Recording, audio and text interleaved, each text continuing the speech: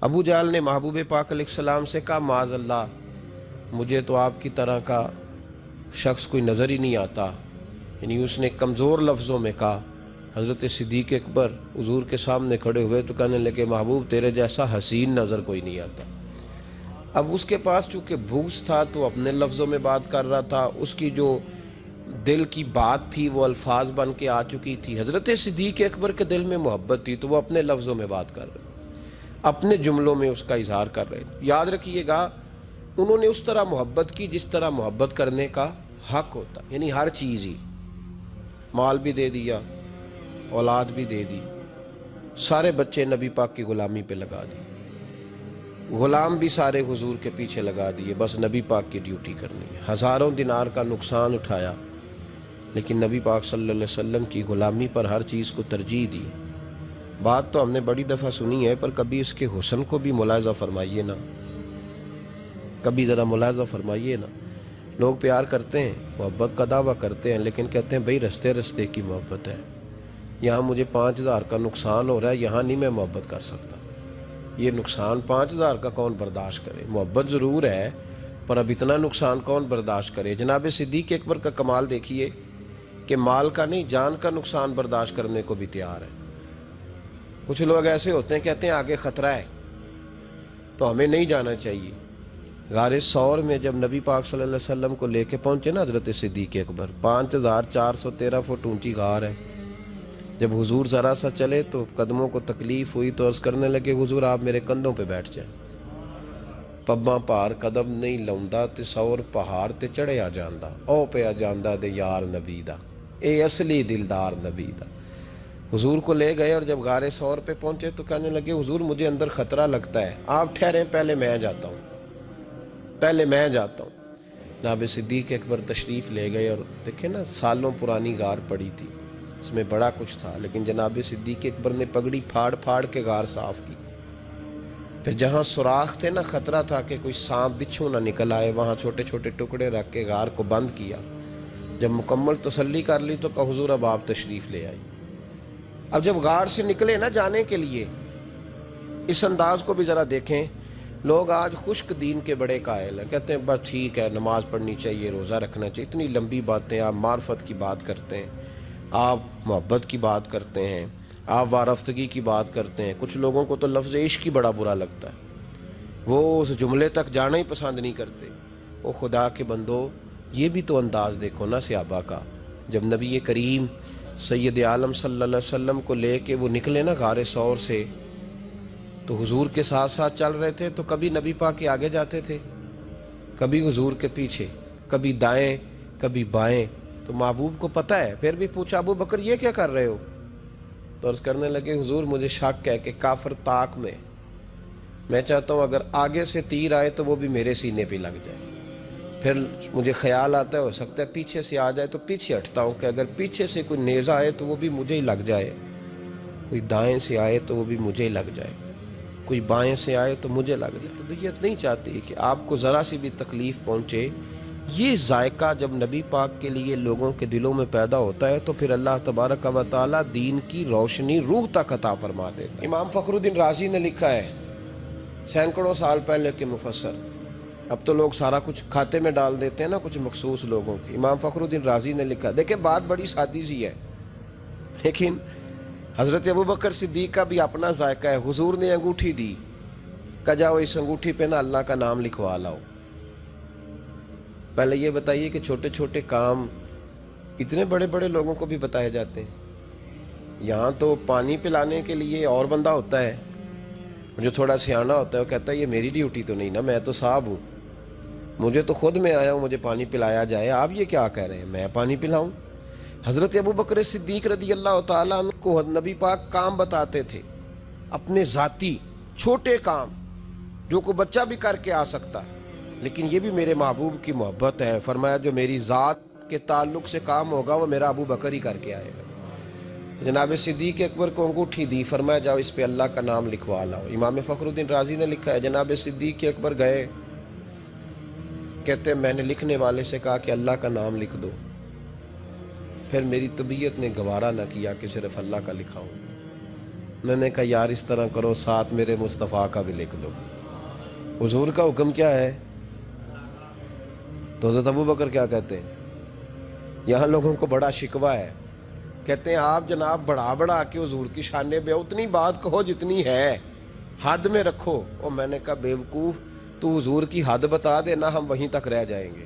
بلغ العلا بے کمال ہی کشفت دجا بے جمال حسنت جمیع خصال صلو علیہ وآلہ، وہ حد بتا، ہم حد تک رہیں گے۔ نبی پاک صلی اللہ علیہ وسلم نے کہا میرا نام لکھو، اللہ کا نام لکھواؤ۔ جناب صدیق اکبر نے ساتھ حضور کا بھی لکھوا لیا۔ واپس لائے نا، حضور کو انگوٹھی دی تو اس پہ لکھا تھا اللہ، محمد اور ابو بکر۔ تو حضور نے فرمایا ابو بکر یہ تو نے کیا کیا ہے؟ میں نے کہا تھا اللہ کا لکھوا لا، تو میرا بھی لکھوا لایا، اپنا بھی۔ جناب صدیق اکبر چونک گئے۔ امام فخر الدین رازی نے لکھا چونکے، عرض کرنے لگے یا رسول اللہ، میں نے آپ کا نام تو لکھوایا ہے، میری طبیعت گوارا نہیں کرتی تھی کہ اللہ کا ہو اور آپ کا نہ ہو، خدا کا ذکر کرے، ذکر مصطفیٰ نہ کرے، ہمارے منہ میں ہو ایسی زبان خدا نہ کرے۔ کہا حضور اللہ کا نام تو آپ نے کہا تھا اور میں نے ساتھ گوارا نہیں کیا کہ آپ کا نہ ہو، تو میں نے لکھوا لیا ہے، باقی اپنا میں نے نہیں لکھوایا حضور، واللہ میں نے نہیں لکھوایا۔ محبوب ابھی بات سو نہیں رہے تھے کہ جبریل امین حاضر ہو گئے۔ عرض کرنے لگے یا رسول اللہ، رب فرماتا ہے ابو بکر گوارا نہیں کرتا کہ میرے نام سے آپ کا نام جدا ہو، تو رب گوارا نہیں کرتا کہ آپ کے نام سے ابو بکر کا نام جدا ہو، لہذا ابو بکر نے آپ کا لکھوایا ہے اور ابو بکر کا رب کریم نے لکھوا دیا ہے۔ تو بھائی محبت جب یہ روپ اختیار کرتی ہے تو اعلیٰ حضرت پھر بول اٹھتے ہیں، فرماتے ہیں اگر مصطفیٰ جیسا پیر کوئی نہیں تو پھر ابو بکر جیسا مرید بھی کوئی نہیں۔ حضرت ابو بکر صدیق سے کسی نے پوچھا آپ کی پسند کیا ہے؟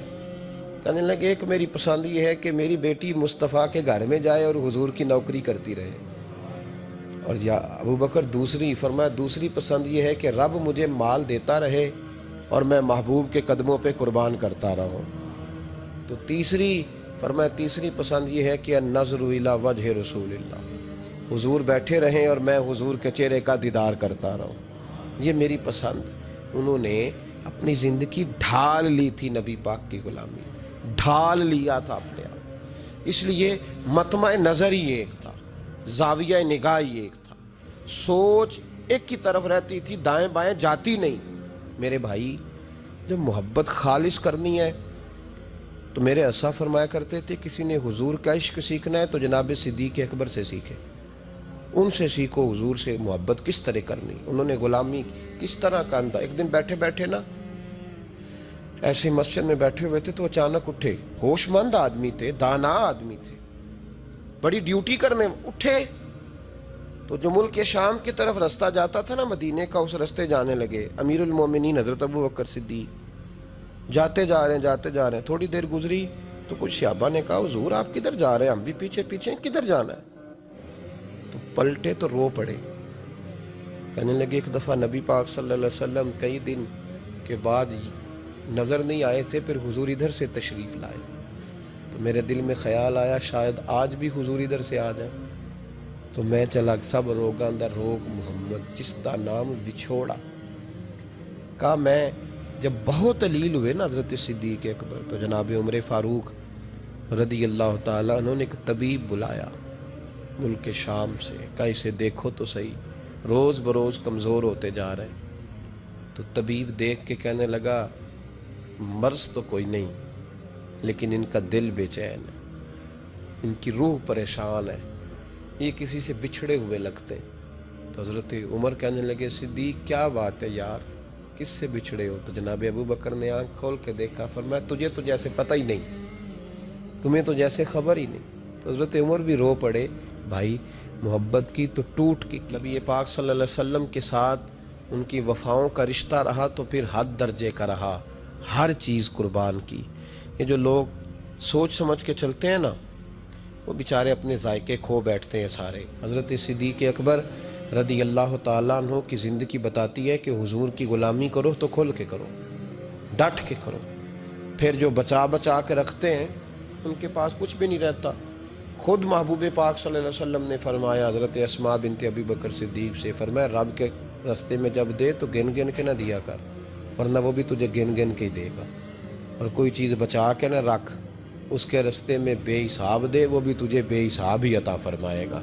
ہم محبت میں بھی کنجوسی کرتے ہیں، سوچ سمجھ کے تھوڑی سی، تو وہ کس طرح کی محبت ہے جس میں بندہ سوچ رہا ہے، غور کر رہا ہے، ارادہ کر رہا ہے، تیاری کر رہا ہے، دیکھ رہا ہے، پرکھ رہا ہے، وہ کیسے آگے بڑھے گا؟ غلامی تو غلامی ہوتی ہے، غلاموں کی سوچیں اپنی نہیں ہوتی، سوچیں بھی غلام ہوتی ہیں۔ غلام جو ہوتے ہیں وہ اپنے محبوب کی رضا کی طرف توجہ رکھتے ہیں، دائیں بائیں لوٹ کر پلٹ کر ان کا مزاج نہیں ہوتا۔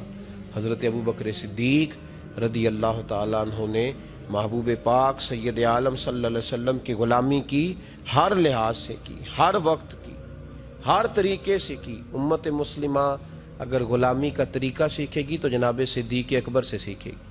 حضرت صدیق اکبر بتلائیں گے کہ محبوب کریم سید عالم صلی اللہ علیہ وسلم کی غلامی کس طرح کرنی ہے۔ جب رات تھی نا بدر کی، تو کافروں کا سب سے بڑا نشانہ یہ تھا کسی طرح حضور کو شہید کیا جائے۔ وہ پورا فوکس کیے ہوئے تھے کہ نبی پاک صلی اللہ علیہ وسلم کو شہید کرنا، پوری توجہ تھی۔ تو صحابہ کہتے ہیں کہ ہم نے ارادہ کیا کہ حضور کے لیے علیحدہ سے خیمہ بنایا جائے، چھپر بنایا جائے۔ حضور کے لیے وہ ہم نے چھپر بنا دیا، محبوب اس کے اندر قیام کرنے لگے۔ اب خیال یہ تھا کہ یہاں ڈیوٹی کون کرے گا، ڈیوٹی کون کرے گا، یہاں کون ٹھہرے گا، یہاں یہ بڑے خطرے والی جگہ ہے، یہاں کون ٹھہرے گا۔ فرماتے ہیں جب گفتگو ہونے لگی تو جناب صدیق ایک بار فٹافٹ بولے، کہنے لگے تمہیں ضرورت کیا ہے انتخاب کرنے کی؟ میں جو ہوں، جب تک میں موجود ہوں کسی کافر کی جرت ہی نہیں مصطفیٰ کے خیمے کی طرف بھی دیکھ سکے، طاقت ہی نہیں۔ وہ آگے بڑھ کے ان جگہوں کا انتخاب کرتے، اس طرف ان کی توجہ رہتی۔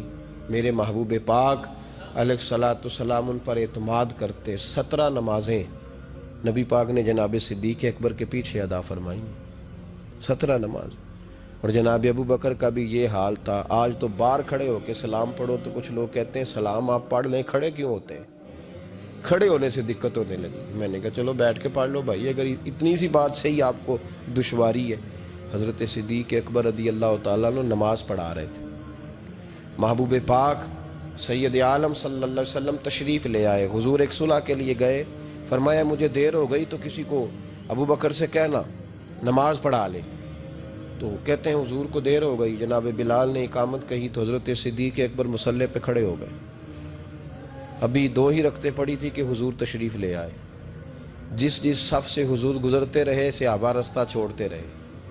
دوران نماز ہی محبوب پہلی صف کے قریب آئے تو جناب صدیق اکبر نے قدم پیچھے ہٹایا، عین نماز میں، عین نماز۔ حضور نے فرمایا ابو بکر مکمل کرو نماز، پھر قدم ہٹایا، تیسری دفعہ پھر کہا، پھر قدم ہٹایا۔ جناب صدیق اکبر پیچھے ہٹ گئے۔ محبوب نے نماز مکمل کرائی اور فرمایا میں نے جب کہا تھا مکمل کراؤ تو کیوں نہیں کرائی؟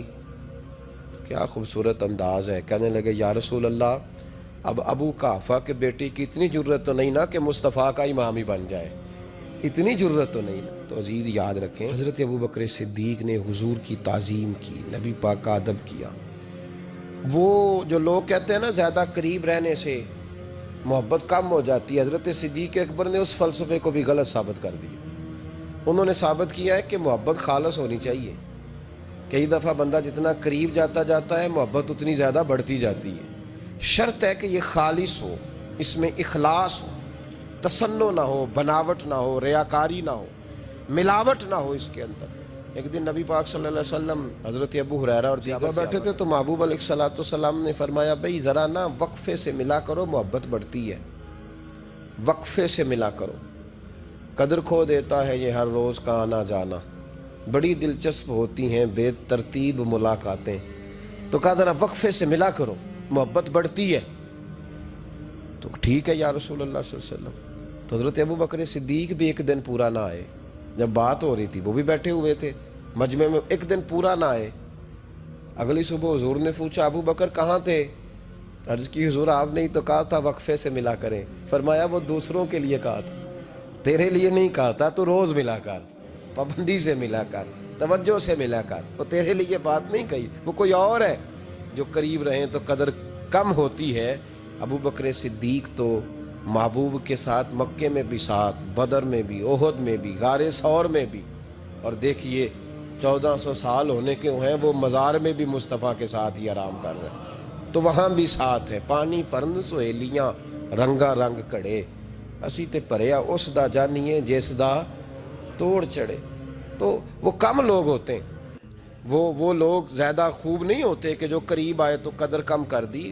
حضرت ابوبکر صدیق نے فلسفہ بیان کیا ہے کہ پیار صحیح کرنا، یہ کوئی مطلب نہیں کہ قریب رہو گے تو قدر کم ہو جائے گی، محبت خالص کرنا۔